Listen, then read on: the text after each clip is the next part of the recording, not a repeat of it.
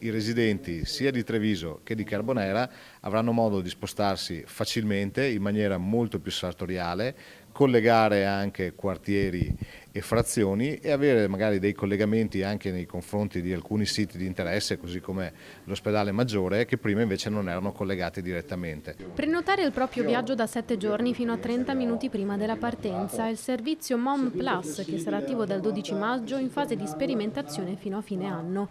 Un servizio a chiamata con percorsi e orari flessibili e che andrà a integrare l'offerta già esistente delle linee 7 e 10, collegando negli orari di Morbid anche le frazioni di Mignagola, Carbonera e Pezzan tra loro e con il centro città. Su 15 ore di servizio, 6 sono a chiamata, dalle 9 alle 12 e dalle 18 alle 21. Le prenotazioni possono avvenire con telefono per le persone che non hanno domestichezza con il cellulare, ma tramite app. Un servizio ampio con 180 fermate e quindi un servizio credo sia a misura di utenza. Saremo di supporto con gli sportelli appunto di supporto digitale che abbiamo presso il Comune di Carbonera, presso la biblioteca del Comune di Carbonera e il Circolo Noi di Mignagola. Un esempio concreto di utilizzo di questo servizio è per esempio recarsi al centro medico di Mignagola dalle altre frazioni, per esempio Pezzana e Carbonera, quindi comodamente dalle 9 alle 12 si potrà prenotare una corsa specifica. Un servizio che è destinato a migliorare e a testare l'affluenza dei passeggeri come già a Vittorio Veneto, dove si sta affinando,